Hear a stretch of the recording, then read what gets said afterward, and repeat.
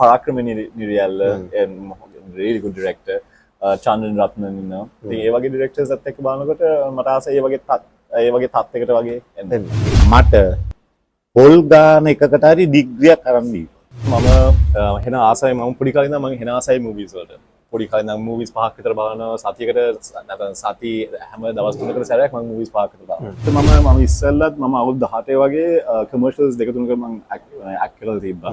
කවදාද දවසක හිතුවද පුතා මේ වගේ තමන්ගේම ආස ෆීල්ඩ් එකකට එයි කියලා? because මට වැඩිම තිබ්බේ script writing මං හෙන ආස වගේ තිබ්බා. මම directing පැත්ත මං එච්චර මං එහෙම හිතුවේවත් නැහැ. මට තේරුණා මට ආසාවක් දැන් හේතුණා මට මේක ඇත්තටම try කරන්න ඕනේ කියලා. ඇත්තටම පළවෙනි ෆිල්ම් එකේ මගේ දුවට රඟපෑවේ ඇතම.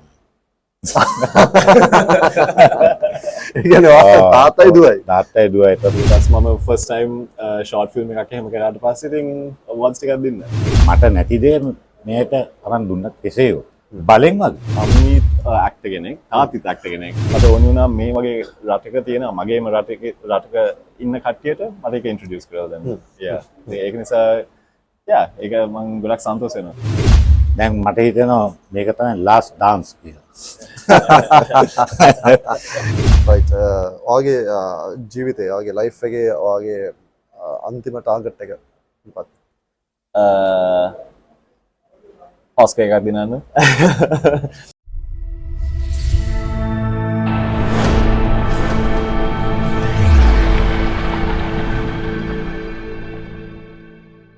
අයිබෝවන් වණක්කම් assalamualaikum welcome to Sam's Vlogs YouTube channel right Sam's Vlog එකේ අපි වෙනස්ම විදිහේ ඉන්ටර්විව් එකක් තමයි අද කරන්න ඉන්නේ විශේෂයෙන්ම දැන් අපේ මේ ජීවිතේ ගත්තොත් එimhe සමහරක් වෙලාවට අපි චිත්‍රපටයක රංගපාන නළුවෝ වගේ අපිට විවිධාකාරයේ කැරක්ටර්ස් හම්බ වෙනවා. හැබැයි ඒ කැරක්ටර්ස් මේන්ලි මෙහෙවන එක්කෙනා තමයි ඩිරෙක්ටර් කියලා කියන්නේ. ඉතින් ලංකාවේ ඉන්න තාරුණ්‍ය ඒ වගේම ලංකාවේ ෆිල්ම් ඉන්ඩස්ට්‍රි එක අතික්‍රමණය කරමින් ජාත්‍යන්තරය තරණය කරන ශ්‍රී ලංකාවේ තරුණ කොල්ලෙක් පිළිබඳව තමයි අද දවසේ අපි කතා බහ කරන්න ලෑස්තිලා ඉන්නේ. විශේෂයක් තියෙනවා මේ අපි අද දවසේ මේ කරන ඉන්ටර්විව් එක තුළ. මොකද මේ අපේ අද දවසේ කතා කරන මේ අපේ කැරක්ටර් එක එහෙම නැත්නම් මේ අධ්‍යක්ෂකවරයා කෙටි චිත්‍රපට අධ්‍යක්ෂකවරයෙක්. ඔහු ජාත්‍යන්තරයේ සම්මාන ලැබපු තාරුණ්‍යෙක්. ඉන්න අපේ අලුතින්ම ෆීල්ඩ් එකට ඉන්න කෙනෙක්. ඒ කෙනා එක තමයි අද සෑම් කතා බහ කරන්න සූදානම් වෙලා ඉන්නේ. Welcome Thevin. Thank you so much for having me. Thank you. Thevin Gamage මං හරිනේ තෙවින් full name. Yeah, completely හරි. right okay තෙවින් අපි කතාව පටන් ගමු. දැන් දකින්නවානේ තෙවින් කොහමද කියලා. තෙවින්ගේ සම්පූර්ණ නම full name තෙවින් කුලිත Gamage. තෙවින් කුලිත Gamage. right මොකද ඉස්කෝලේ? CS Colombo International School එකට තමයි ගියේ මම. හරි. මම දැනගන්න කැමතියි තෙවින් දැන් දැන් ලංකාවේ මම මෙහෙම කතා කරාට වා ඉතාමත්ම මේ කාර්යබහුල පුද්ගලෙක් සහ ඒ කියන්නේ full busy man. සහ වෙනස්ම ඉන්ඩස්ට්‍රි එකට දැන් වාගේ වෙනස්ම කියන්නත් බෑ. එක පැත්තකින් වාගේ ෆැමිලි එකක් පොඩි සපෝට් එකකුත් තියෙනවා. මම දන්න තරමට වා දැන් ෆිල්ම් ඩිරෙක්ටර් කෙනෙක්. Shorts film director. කවුද මේ තෙවින් කියන්නේ හරියටම වාගේ කැරක්ටර් ගැන කතා කරොත් එහෙම? ඇත්තම කියනවා නම් මම ජීවිතේට මම බලාපොරොත්තු නැහැ මම ෆිල්ම් ඩිරෙක්ටර් කෙනෙක් වෙනවයි කියලා. මම වැඩිම හිටියේ අමිත් ආත්තික රෙස්ටොරන්ට් බිස්නස් එකේ. මම බිස්නස් පැත්තේ තමයි වැඩිම මම බර වෙලා තිබ්බේ. ඒත් කොවිඩ් දවස්වල ඉතින් අපිට මොනවත් කරන්න තිබ්බේ නැහැ නේ බිස්නස් කරන්න තිබ්බේ නැහැ. ඔක්කොම මුළු ලෝකෙම came to stop. ඉතින් ඒ දවස්වල මම හෙන ආසයි මම පොඩි කාලේ ඉඳන් මම හෙන ආසයි movies වලට. පොඩි කාලේ ඉඳන් movies පහක් විතර බලනවා සතියකට නැත්නම් සති හැම දවස් තුනකට සැරයක් මම movies පහක් විතර බලනවා. ඉතින් කොවිඩ් කාලේ මම ඊට වැඩිය මම movies බලන්න පටන් ගත්තා. ඉතින් ඒ වගේ මම movies එහෙම බලනකොට Google search එකේ ආව Toronto Film Schools තියෙන searches එහෙම ආව මේ Google search එකේ. ඉතින් මම නිකන් request කරා information තවත් නිකන් දැනගන්න ඕන නිසා මම කෙලින්ම film schools වල මම apply කරා. ඊට පස්සේ recruiter කෙනෙක් මට කතා කරා. ඊට පස්සේ විනාඩි 45ක් විතර මාත් එක්ක හොඳට කතා කරා. ඊට පස්සේ මට තේරුණා මට ආසාවක් දැන් හිතුණා මට මේක ඇත්තටම try කරන්න ඕනේ කියලා. ඒ කියන්නේ තෙවෙන් sorry දැන් ඔයාලට මේක පොඩි කාලේ නම් තිබුණ මේ ඩ්‍රීම් එකක්ද? Definitely because මට වැඩිම තිබ්බේ script writing මං හින ආස වගේ තිබ්බා. මම directing පැත්ත මං එච්චර මං එහෙම හිතුවේවත් නෑ. ඉතින් script writing එක මං කතාව කියන්න ආසයි. හැමතිස්සෙම මගේ උළුවෙත් නිකන් ඒක වැඩ කරනවා. ඉතින් මට ආස හිතුණා ඒ වගේ කතාවක් කියන්න audience එකට කියන්න.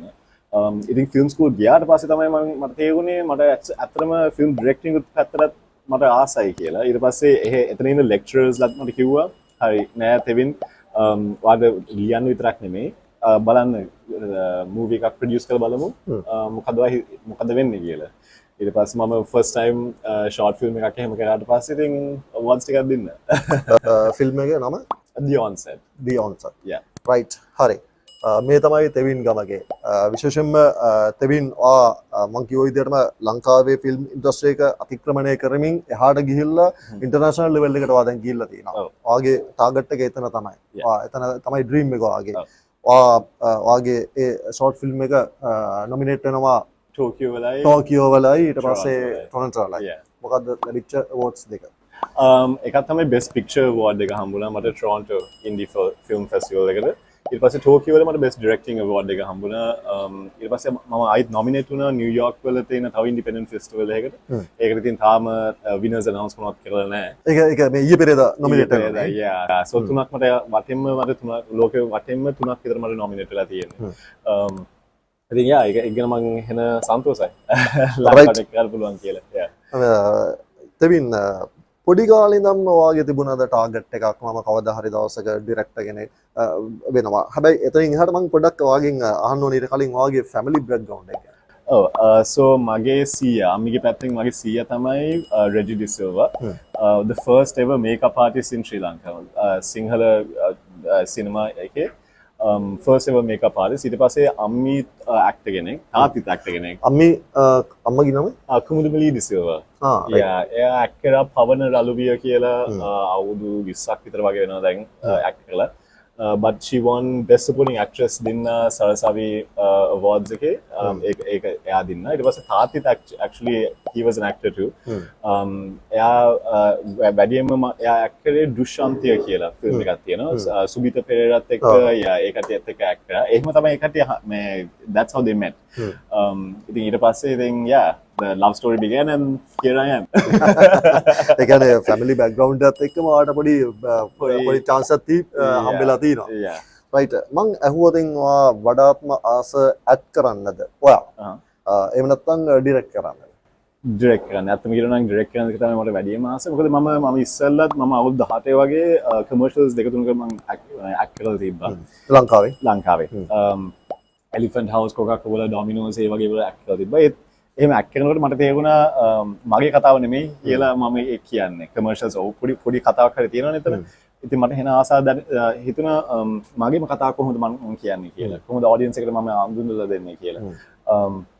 ඉතින් එහෙම දිහා බලනකොට ඉතින් ඊපස්සේ ෆිල්ම් ස්කූල් ගියාට පස්සේ තමයි මට ඒක ඊටත් වැඩි ඇම්බිෂන් එකක් එහෙම ආවේ. මට ඇත්තටම මගේ කතාවක් මට කියන්න ඕනේ ඔඩියන්ස් එකට කියන්න ඕනේ. මට ඊටත් වැඩිය මට දැනගන්න ඕනේ වුණා මට මගේ කතාවක් තියෙනවා නම් ඔඩියන්ස් එකක් රිසීව් කරනවද කියලා. ඔඩියන්ස් එකට ඇත්තටම තේරෙනවද කියලා. ඉතින් ඒක නිසා තමයි මම වැඩියෙන්ම මේ පැත්තට මම බර වුණේ ඊට පස්සේ. right. තෙවින් දැන් ඔයා young generation එකේ ඉන්න කෙනෙක්. දැන් ලංකාවේ ෆිල්ම් ඉන්ඩස්ට්‍රි එකයි දැන් ඉන්ටර්නැෂනල් ලෙවල් එකේ ඔයා මේ ෆිල්ම් ඉන්ඩස්ට්‍රි එකත් එක්ක දැන් වැඩ කටයුතු කරනවා. ඔව්. ඒ දෙකත් එක්ක තියෙනකොට මොකද හිතෙන්නේ ඔයාට මේ අපේ තියෙන ඕනේ චේන්ජස් මොනවද ලංකාව තුල? honestly talent එක තියෙනවා. ලංකාවේ අතන බලනවා නම් මාර විදිහට talent එකක් තියෙනවා. ඒත් opportunity එකක් නැහැ. ඒක තමයි මට ඒක තේරිලා තියෙන්නේ. හොඳ productions නැහැ, හොඳ කතාවල් නැහැ. ඉතින් ඒක නිසා තමයි දැන් නම් අපේ ගොඩක් කට්ටිය රට ගිහිල්ලා තමයි ඒ කට්ටිය career එක හදන්න බලන්නේ. ඒත් මට ඒක ආස නැති වුණා. මට ඕනේ උනේ ලංකාවට ඇවිල්ලා මට ඉන්ට්‍රොඩියුස් කරන්න ඕනේ වුණා මේ වගේ කතාවක් මම ඉගෙනගෙන තියෙන නිසා මට ඕනේ වුණා මේ වගේ රටක තියෙන මගේම රටක ඉන්න කට්ටියට මට ඒක ඉන්ට්‍රොඩියුස් කරලා දෙන්න. ඒක නිසා ඒක මම ගොඩක් සන්තෝෂ වෙනවා ආව එක ගැන. right. දැන් විශේෂයෙන්ම තාත්තත් මේ ෆිල්ම්ස් වලට සම්බන්ධයි කියලා කිව්වා. අපි තාත්තත් එක්ක පොඩ්ඩක් කතා කරමු. ඔව් definitely. right. තෙවින්ගේ තාත්තා තාව අපිත් එක්ක කතාවට දැන් මම ඉස්සලම මේ නිහාල් ගමගේ රයිට් මම හිතන්නේ නිහාල් අයියත් මේ ඉන්ඩස්ට්‍රි එකේ පරණ චරිතයක් මොකද හිතෙන්නේ මම ඉස්සෙල්ලාම කැමතියි දැනගන්න වාගේ මේ අතීතය පිළිබඳ කතා කරන්න කලින් දැන් පුතාගේ කතාවනේ අපි මේ ස්ටෝරි ගැන කියන්නේ නිහාල් අයියා සෝරි මේ මොකද හිතෙන්නේ පුතා ගැන වාට ඇත්තටම ආඩම්බරයි. කෙටියෙන්ම කිව්වා දැන් බලන්න කොලේ තාත්තා වාගේ ඉස්සරහම ගෙලින්ම කියන පුතා ගැන ආඩම්බරයි කියලා නේ යා රයිට් අතීතය ගැන කතා කරොත් එම වාත් මේ ෆිල්ම් ඉන්ඩස්ට්‍රි එකට සම්බන්ධයි කියලා කිව්වා කොතනින්ද පටන් ගන්න කතාව මම 80 තමයි මේකට සම්බන්ධ වුණේ. ඇත්තටම අර ජීවිතේ සමාන තියෙන ආසාව අන්නේ මට හිතුණා මට රංගපාන්න තිබුණා නම් ආසාව ඒක නිසා තමයි මේකට සම්බන්ධ වෙන්න හේතුව. ඒක ඊටම මම ෆිල්ම්ස් කීපයක් රඟපාවා. අන්තිමට දුෂ්යන්ත කියන චිත්‍රපටයේ මායි සබිතයි තමයි මේ රෝල් එක කරේ. ඒක කරාට පස්සේ අර අමාරු තියෙන ආසාවේ එක කෙලවරක් තියෙනවා නේ. ඒ ආසාව මට ඇති වුණා. ඒ කියන්නේ දැන් ඇති. දැන් වෙන පැත්තකට යනවා. ඒ කියන්නේ මම ඒ දවස්වල මම දන්නවා සිනමාවේ එහෙම ඒ කොයි කාලෙදයි 83 ඊට පස්සේ අපේ ලංකාවේ සිනමාව කියන එකේදී අපි කියමු මුදල් හම්බ කරන්න එහෙම එච්චර chance එකක් නැහැ. ඒකෙම හිටියනම් එල්ලිලා හිටියනම් මං අදේ නම් මෙතෙන්ට එන්නත් බැහැ. නිසා මට හිතුනේ මේක දැන් මගේ ආසාව ඉවරයි. ආසාව නිසානේ මම පටන් ගත්තේ. බිස්නස් එකක් නෙවෙයි. කෙනෙක්ගේ ආසාව. ඉතින් ඒක ඉෂ්ට වුණාට පස්සේ මට ඉතින් හිතුණා දැන් වෙනත් පැත්තකට යන්න. ඊට පස්සේ තමයි විවාහ වෙලා ෆොටෝග්‍රැෆි ඒ පැත්තෙන් තමයි අපි එහෙලට ආවේ. දැන් මම එන්නම් එතන පස්සේ දැන් ඉන්න තත්ත්වය ගැන කතා කරන්න කලින් නිහාල් අයියා විවාහ වෙන්නෙත් ලංකාවේ නිලියක් එක්ක. ඔව් කුමුදුලි සිල්ලා. කොහමද හම්බුනේ? ඒත් ෆිල්ම් ඉන්ඩස්ට්‍රි එකේ රංගපාන්න ගිහිල්ලා. රංගපාන්න ගිහිල්ලාම අත්වශයෙන්ම තෙවින් ලව් ස්ටෝරි එක දන්නවද තාත්තා? දැන් කියන්න වානේ දැන් අපි කැමතියි දැන් පුතත් ඉන්නවා පුතා ඉන්න තැන තාත්තා ලව් ස්ටෝරි කතා කරන්නේ. ඇත්තටම පළවෙනි ෆිල්ම් එකේ මගේ දුවට රඟපෑවේ තමයි. ඒ කියන්නේ තාත්තයි දුවයි. තාත්තයි දුවයි. එතන මට අවුරුදු 20ක් විතර ඇතියාට ඒතකොට අවුරුදු මට වැඩි කොහමද අවුරුදු 7ක් බාලයි. දුවට තමයි රඟපෑවේ. ඊට පස්සේ ඉතින් කාලයත් එක්ක එයාට අවුරුදු 18ක් විතර වෙනකොට තමයි අපේ සම්බන්ධතාවය ඇති වුණේ. ජවල් වලින් ගොඩක් විරුද්ධ වුණා. නමුත් එසේ හෝ ඉතින් ඒක අපි තාත්තාගෙන ගියා. ජයග්‍රහණය කරා. රයිට් ඊට පස්සේ දැන් එතනින් එහාට මේ එකෙන් අයින් වෙනවා. ඒ ෆීල්ඩ් එකෙන් අයින් වෙනවා. අයින් වෙලා මේ ඊට පස්සේ එනවා බිස්නස් පැත්තට. ඔව් ඇත්තට වයිෆ් කරේ කුඩුමලි කරේ මඩාමාලියන් තන්දන ඒ ශේෂ්ත්‍ර තමයි එයාගේ පැත්ත. ඉතින් මමත් ඒකට ජොයින්ට් වුණා. ජොයින්ට් වෙලා ඒක තනියම යට කරගන්න බැරි දේවල් මමත් සම්බන්ධ වෙලා දැන් පුළු ශේෂ්ත්‍රයකට ගෙනා. ඒක ඇතුලේ අපි මොකද හන්දන එක විතරක් නෙවෙයි. බොකේ සදනය, සිටි බෑග්, ඕරු, වීඩියෝ, ෆොටෝග්‍රැෆි. ඒ සේරම අපි ෆුල් පැකේජ් එකක්. පැකේජ් එකකට ගත්තා. එතනින් තමයි ඊට පස්සේ මට තේරුණා මේක මදි කියලා. ඊට පස්සේ මම මැගසින් එක ලංකාවේ ඉස්සෙල්ලම මනාලියන් සම්බන්ධව මැගසින් එකක් කරේ මම. ඒකෙන් අපි මනාලිය කියන නම. ඒකෙන් අපි ගොඩක් ඉක්මනින් උඩට ආවා. අපේ දැන් අන්දන මනාලිය අන්දන ඒවයි ෆොටෝස් දානවා. අන්දලා දානවා. ඊට පස්සේ මට මතකයි ඒ දවස්වල ලංකාවේ ඕන තැනකට ගියොත් මගේ ෆොටෝස් තමයි සෙලොන් වල ගහලා තියෙන්නේ. අර කොපි කරලා අර මනාලි සැලොන් මුළු ලංකාවෙම වගේ. ඉතින් ඒකත් කරගෙන ගිහලා එක්තරා කාලෙකදී ආව ඩිජිටල්. එතකොට වෙනස් කරන්න පුළුවන් කුරුලා අයින් කරනවා. අර මට ඉතින් ඒක එච්චර හරි අපි නැචරල් ෆොටෝස් නේ කරේ. මට හිතෙනවා දැන් ඇති මේක. ඊට පස්සේ මේ රෙස්ටොරන්ට් එක පටන් ගත්තා. හැබැයි ඒකම කර හිටි සමහරු ඒ දවස්වල තාමත් ඉන්නවා ඒකම කර හැබැයි බිඳුවටම වැටිලා. එහෙම බෑ. තරහ තැනකදී අපි යන ගමන ගිහිල්ලා අපිට හිතනොත් එම නෑ. මෙතනින් චේන්ජ් කරන්න ඕන. අන්න එතනින් මේ මම නියම වෙලාවදී ඒක ගත්තා. ඒ කියන්නේ ඔයා සතුටු වෙනවද අයියේ දැන් ඒ චේන්ජ් එක ගත්තා කියලා? ඔව්. අපෝ ඒමකෝ අපිට ඩිජිටල් කියනකොට ගොඩක් දේවල් හදන්න පුළුවන්. ෆොටෝස් හදන්න පුළුවන්. අපේමනේ අපේ තිබෙන නැචරල් ෆොටෝ. ඩේලයිට්. නැත්නම් මගේ ඇල්බම් එකෙන් බලන්නේ නේ ස්ටුඩියෝ එකේ print කරාම තවත් කට්ටියලා බලනවා. ඩේලයිට්. ඒක තමයි මගේ තිබුණේ. ඉතින් ඊට පස්සේ සමාජෙත් වෙනස් වුණා. අලුත් සමාජ. ඒගොල්ලෝ කියන මෙන්න මේ ෂොට් එක මේ විදියට කරන්න. වැටෙන එක ගන්නවා. බොකේ විසිකරන ඒවා ගන්නවා. ඔය එක එක දේවල්. ඉතින් ඒක අපිට ඒකත් එක්ක ගැටෙන්න බැරි නිසා මම කරේ කවන්නේ. ඔයගොල්ලෝ කරගෙන යන්න මම වෙනත් පැත්තකට යනවා. දැන් තනිකරම රෙස්ටුරන්ට් පැත්ත පටන් අරන් තියෙනවා. දැන් විශේෂයෙන්ම මේ ඉන්නේ බනානා ලීෆ් එකේ අයිතිකාරයා. දැන්ට බ්‍රාන්චස් දෙකක් තියෙනවා. එකක් මේ අනිත් එක බොල්ගස්කෝව අනිත් එක මොරටුව. මොරටුවේ අනිත් එක මම ඉක්මනින්ම බලාපොරොත්තු වෙනවා කැනඩාවෙත් බ්‍රාන්ච් එකක් දාන්න. කැනඩාවේ. කැනඩා. පුතා වගේම ගිහිල්ලා ඒ ඔව් පැත්තත් මම ගිහිල්ලා ඉඳලා තියෙනවා ගොඩක් ස්ටඩි කරලා තියෙනවා. දැන් ඊළඟ මම ඉතින් ලබන උද්දේ මාර්තු වගේ වෙනකොට අනිවාර්යයෙන්ම මම හිතාගෙන දාන්න. ඒකත් එක අදිස්ථානයක් තමයි ඉෂ්ට කරගන්න ඕනේ. ඒ කියන්නේ අර චේන්ජස් ගන්නවා. අන්න. ඒ කියන්නේ ඇත්තටම මේ දැන් අපි ලයිෆ් එකේ මේවා අපි කියන්නේ අර ඒ කියන්නේ චැලෙන්ජස් ගත්තොත් තමයි අපිට හරියන්නේ. ඔව් චැලෙන්ජස් අනිත් එක තමයි දැන් මට හිතෙනවා මේක තමයි ලාස්ට් ඩාන්ස් කියලා. රයිට්. දැන් මම ඇත්තටම දැන් මේ රෙස්ටුරන්ට් එකට ආවයින් පස්සේ මේ වෙනසක් දකිනවා.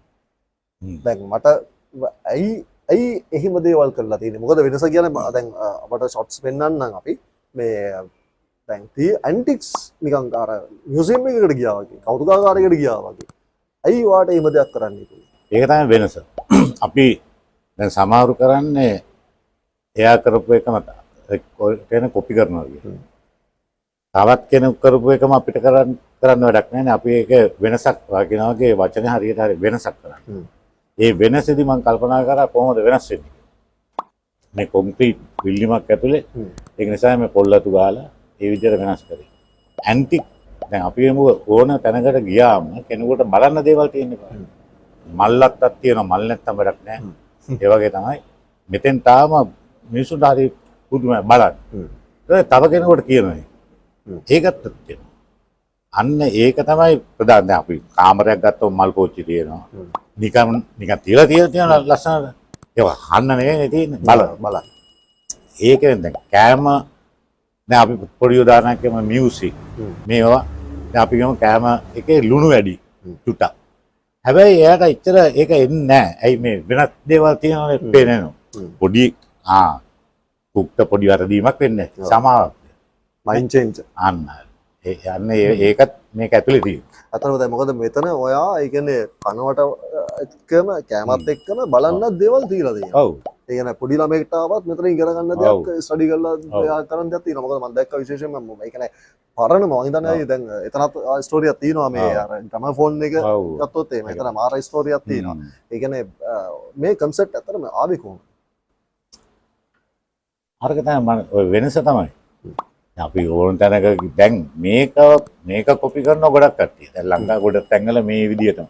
සමහර මට කියනවා මම ආව තැනට ගියා පොළොන්නරුවේ. ඔයාගේ හොටෙල් එකට ඇතුල් වෙනවා වගේම තමයි තියෙන්නේ. මේ ෆොටෝස් කියන්නේ මේ දැන් මට කියන්න පුළුවන් සාමාන්‍ය මෙතන ඉන්නකොට 4-5 දෙනෙක් ආවොත් මේ ඇවිල්ලා තියෙන්නේ වඩු බාස්. මේ ඇවිල්ලා තියෙන්නේ කුක් කෙනෙක්. මේ ඇවිල්ලා තියෙන්නේ මේකට සල්ලි වේදම් කරන කෙනා. ඒ ෆොටෝස් ගන්න හැටි මම දන්න මේ කට්ටිය මේ විදිය හෝටලයක් ඔය හරි දාන්නේ. අන්න ඒ වගේ කොපි කරනවා. ඉතින් අර මගේ ඒ සියලුම දේවල් කොපි කරන්න බෑ. අයිඩියා එක කොපි කරන්න බෑ. දැන් අරක විතර ස්වරූපය විතර. සමහරව මේව අත උස්සලා මේ පොල්ලතු මට්ටම් බලනවා. හැබැයි එයාට තේරෙන්නේ අපි ඩෙප්ත් එක තියෙන්න ඕන ඒ මේව කියලා. උතර ගහගත්තයි කියලා උස ඒක හරියන්නේ නැහැ නේ. හැමදේම මැච් වෙන්න ඕන. ඒ වගේම කෑමත් ඒ විදිහට තියෙනවා. අනිවාර්යෙන් දැන් මොනාරි අපි කියමු පොඩි උදාහරණයක් කියමු ගම්මිරිස් කිලෝ එකක් 1000යි කියන. හැබැයි 600ක් තියෙනවා. හැබැයි අපි පාවිච්චි කරන්නේ 1000යි. ඒක බෙස් ක්වොලිටි. ඒක ඊ අර්ජින මොටෝ ඒව දාන්නේ නැහැ. ඉතින් පොඩි ළමයි ගෙනල්ලා මේ සුදු තියලා කවනවා. දැකලා නැහනේ මේ එහෙම සාමාන්‍ය හෝටල් එකකට ගිහිල්ලා පොඩි ළමයිට කනවා අවුරුදු 2 3 ළමයිට. ඒ මිනිස්සු දන්නවා මෙතන පිරිසිදුයි මේ මිනිස්සුත් මෙතනින් කන්නේ ඒ කෑම ගැන පොඩි අවධානයක් තියෙනවා කියන්නේ. අපි අඩු ගානේ පලාමිටියක්වත් හොදන්න නැතුව දාන්න බෑ. අපිත් කරනවා මම හැමතිස්සෙම මේක බලාගෙන ඉන්නේ. ඒ කට්ටියත් කරනවා. ඉතින් ඒකට දැන් අපේ කුක්ලද කිචන් එක කරලා පුරුදු වෙලා තියෙනවා. නියම ප්‍රමිතියක් අනුව කෑම දෙන්න. right ඔන්න එහෙනම් බොල්ලස්කුමුව පැත්තෙන් ඒ වගේම මොරටුව පැත්තේ යනවා නම් එන්න අමතක කරන්න එපා බනානා ලීෆ් එකට. හැබැයි දැන් අපි අතරම මේ නිහල් අයියාගේ ඉන්ටර්විව් එක නෙවෙයි මේ පුතාගේ ඉන්ටර්විව් එක තමයි දැන් මේ අතරමැද කියලා නේද තාත්තත් මෙයා කරේ. මම දැනගන්න කැමතියි දැන් පුතාත් ඉන්න නිසා කවදාද දවසක හිතුවද පුතා මේ වගේ තමන්ගේම ආස ෆීල්ඩ් එකකට එයි කියලා? නෑ එහෙම හිතන්න වෙනවනේ මෙයා ෆිල්ම් කෝස් ඔයා හිතුවේ මොකද්ද පුතා ඩොක්ටර් කෙනෙක් වෙයිද ඉංජිනේර් කෙනෙක් වෙයිද කවුද? නෑ මට නෑ එහෙම කිසි විදිහකින් හිතුවේ නෑ. මෙයාගේ අදහස් මම දන්නෝනේ ටිකක්. මට ඕනේ මෙයාට ඩිග්‍රියක් කරන්න.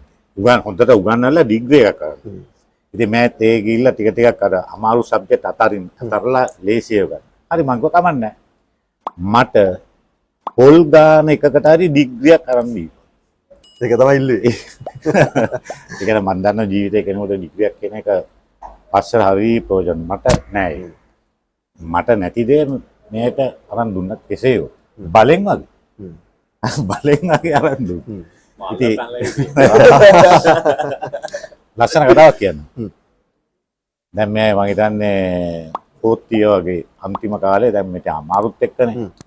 ඉතින් අම්මත් එක්ක කියවලු මොකද්ද මට නම් මේ කරන්න බෑ මම මනන් කියනවා. මොකක්ද දැන් මම ඉගෙනගෙන තියෙන හොදට. ඩිග්‍රිය මොකද? ඔය කොලා කැල්ලක්. එතකොට අම්මා කියලා තියෙන නෑ පුතේ මේකයි තාත්තගේ නෑදෑයෝ බලනවා. ඉතින් රටේ වඩා ඉතින් මේ ඩිග්‍රියක්. ඒකද? තාත්තට ඕනේ ඒකද? හරි මම ඩිග්‍රිය වන්න.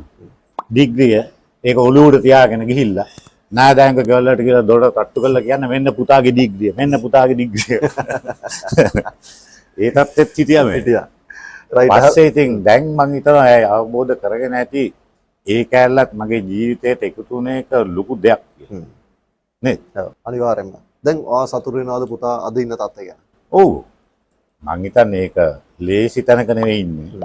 ගොඩාක් උඩට ඇවිල්ලා ඉන්නවා. ඒක මම හිතන්නේ ඒක මට තේරෙනවා මෑට කන්ටිනියු කරගෙන ගොඩාක් ඉස්සරහට යන්න පුළුවන්. මට තවත් දැනෙච්ච දෙයක් තමයි මේ තාත්තයි පුතා යාළුවෝ වගේ ඉන්නේ. එහෙමද? සමහර කලාවට. ඒක තේරුම් ගැනීම ඒ කියන්නේ අර කමියුනිකේෂන් ඒ කියන්නේ මාර්කටිං. ඒක. නෑ අදහස් ගැලපෙනවනේ.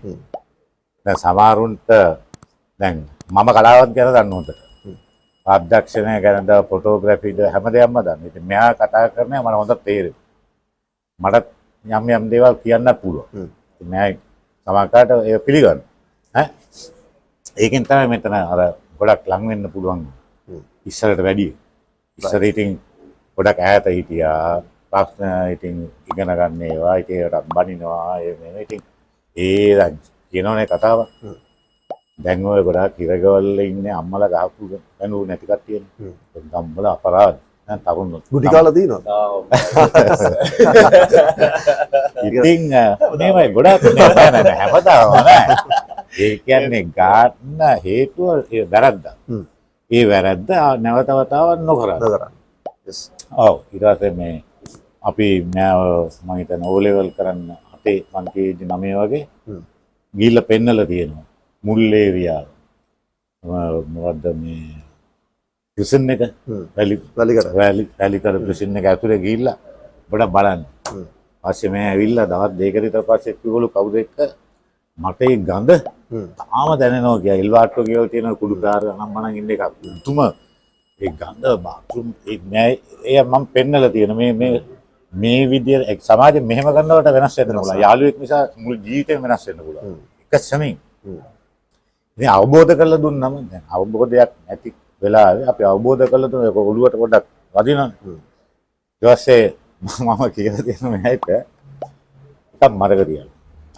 ඒක කිව්වේ මම දැන් යුනිවර්සිටි එකෙන් පස්සේ ලංකාවට ආව මාස දෙකක විතර. ඉතින් දැන් මෙයා හිතාගෙන නැති මමට දැන් කොහොමවත් යන්න දෙන එකක් නෑ එහෙම කියලා. නෑ දැන් මම ඉතින් මෙයා අවුරුදු 4ක් කැනඩාවේ ඉඳලා තනියම හිටියනම් මෙතන ඕනෑට හැබැයි දැන් මම ඒ දවසේ මට රැට එමෙ යන්න දෙන්නේ නැහැ නේ කිව්වා. අපි අඩුවානේ මමවත් වැඩි යන්නේ නැහැ. මේ මම රැ 8ට විතර මම ඉන්නකොට ශාලේ එනවා සුවඳක් අම්බානක සුවඳක්. බලනකොට එනවා නිකන් කුමාරයා වගේ ඇඳගෙන. මම කොහෙන්නේ? අනේ යාළුවෝ කට්ටියක් අද දින එකක් තියෙනවා එහෙම කියලා. මම ගාරි කමන්නේ වාඩි. මම කෝ යන්න. හැබැයි මම පොලිසියකට එන්නේ නැහැ. මම හිරගේකට එන්නේ නැහැ. මම හොස්පිටල් එකකට එන්නේ නැහැ. හරිද? දැන් යන්න. හැබැයි ගිහිල්ලා මම ඉතින් පැය දෙකකින් තුනකින් මාවයි. රයිට් හරි අපි තාත්තට සමුදෙමු මොකද මට තවත් දෙක තුනක් තියෙනවා මේ තෙවින් එක කතා කරන්න. thank you පාටත් අපිත් එක්ක සම්බන්ධ වුණාට. රයිට් දැන් තෙවින් මම හිතන්නේ ෆස්ට් ටයිම් මම හිතා තාත්තත් එක්ක මෙහෙම එකට ප්‍රෝග්‍රෑම් එකක් කරා. yeah definitely yeah හරි තෙවින් මම තව පොඩි ක්වෙස්චන් දෙක තුනක් තියෙනවා අපි එතනින් ඉන්ටර්වියු එක අපි ඉවර කරමු. ඇයි ඔයා බිස්නස්මන් කෙනෙක් වෙන්න නැතුව මේ ෆිල්ම් ඉන්ඩස්ට්‍රි එකට ආවේ? honestly නෑ පොඩි කලින් නම් මට හෙන ආසාවක් තිබ්බා ඔය ඇක්ටර්ස් එහෙම අපි මූවීස් එහෙම බලනකොට මට හෙන ආසාවක් තිබුණා කතාවල් කියන්න. ඒ කියන්නේ මොකද අපි දැන් මූවී එකක් එහෙම බලනකොට අකින් මූවී එක බලලා ඔයාට ස්ටෝරි කියන්න ආසාවක් හිතුණා. ඊට පස්සේ බිස්නස් වගේ තියෙන පැත්තට මට එච්චර ආස නැහැ ගණන් වගේ පැත්තට ලොජිස්ටික්ස් පැත්තට යා කම්මැලි accounts වගේ කරන්න යනකොට යුනිවර්සිටි කරන්න යනකොට මට එච්චර ඒක මට ආස නැති වුණා. ඒත් මම මූවී එකක් බලනකොට හෙන මට that's very exciting to me. ඉතින් මට අත්‍තරම කියනවා නම් ආස වුණා අනිත් කලාකාරයොත් එක්ක එහෙම වැඩ කරන්න. මට බලන්න ඕනේ වුණා මටත් මේක කරන්න පුළුවන්ද කියලා. ඉතින් ඒක නිසා තමයි මම වැඩිම මේ පැත්ත පොඩ්ඩක් මම try කරන්න ගියේ. ෆිල්ම් ස්කූල් වලින් ඒක තමයි try කරන්න ගියේ. ඊට පස්සේ try කරන්න පටන් ගත්තට පස්සේ ගොඩක් අනිත් lecturers, අනිත් film makers ලා අනිත් award winning directors එහෙම කිව්ව නෑ තෙවෙන් මේක තව ඉදිරියටම දුර දිගටම එහෙම බලන්නේ කියලා. කරන්න පුළුවන් දෙයක් කියලා. රයිට් තෙවින් කවුරු හරි ඔයාලට දැන් ඉන්වයිට් කරොත් එහෙම මේ මගේ ෆිල්ම් එකට එන්න ඇක්ට් කරන්න කියලා. ඔයා බාර ගන්න ලෑස්තිද? definitely act කරන පැත්තෙන් මම ඒකටත් මම හෙන ආසයි but මට කතාව තමයි හැමතිස්සෙම මම කියන්නේ කතාව තමයි මට වැඩියෙන්ම important දෙයක්. කතාව හොඳ නම් මට තව audience එකකට බලන කෙනෙක්ට මට මොකක් හරි කියන්න දෙයක් තියෙනවා නම් මම definitely මම කියලා act කරනවා. right වඩාත් මේ වුණාට ආස ඩිරෙක්ට් කරන්න. directing කරන්න. right හරි අපි අන්තිමටම එමු මේ දැන් ලෝකේ ෆිල්ම්ස් ගැන කතා කරොත් එම විශේෂයෙන්ම කැමතිම ඩිරෙක්ටර් කවුද ලෝකේ? මාර්ටින් ස්කොසේසි තමයි මගේ ආසම ඩිරෙක්ටර්. ඊට පස්සේ ඩෙනී වෙලිනිව් කියලා තව ෆ්‍රෙන්ච් ඩිරෙක්ටර් කෙනෙක් ඉන්නවා. කැනේඩියන් ෆ්‍රෙන්ච් ඩිරෙක්ටර් කෙනෙක් ඉන්නවා. වැඩියෙන්ම ඒ කට්ටිය හැමතිස්සම කතාවල් කියන්නේ අපි සාමාන්‍යයෙන් දැකපු නැති කතාවල් අපි එච්චර හිතන්නේ නැති කතාවල් තමයි මට කියන්න ආස. මොකද හැම මිනිහෙක්ම there's a connection එකක් තියෙනවානේ. ඒත් මේ අර වගේ directors එහෙම ඉන්නවා. ඒකට හැමදෙස්සෙම මේ connection එක පෙන්වන්නේ වෙනස් විදියකින් තමයි පෙන්වන්නේ. ඉතින් මට creative විදිහට තමයි පෙන්වන්නේ.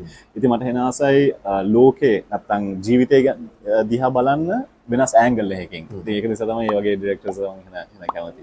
right. ඒ කියන්නේ යන් වයසක ඉඳන් ඒ වගේ දෙයක් හිතනවා කියන්නේ මේ අමුතු වෙට්ටි එකක් නේ. right හරි. ඒත් එකම මේ දැන් ලංකාවේ ඉන්ඩස්ට්‍රි එක ගත්තොත් එහෙම සාමාන්‍යයෙන් කවුද කැමති ඩිරෙක්ට් පැත්ත හෝ එහෙම නැත්නම් ඇක්ටිං පැත්ත ගත්තොත් එහෙම කවුද වඩාත් ආසම නළුවා කවුද? වැඩිම අම්මිය. ඒ ඩාලු බේර ගන්න. නැත්නම් ගෙදර නම් වෙන්නේ නැහැ. අනිත් පැත්තට අත්‍තරම කියනවා නම් මට එහෙම හැම කෙනාම මට ගොඩක් ආසයි.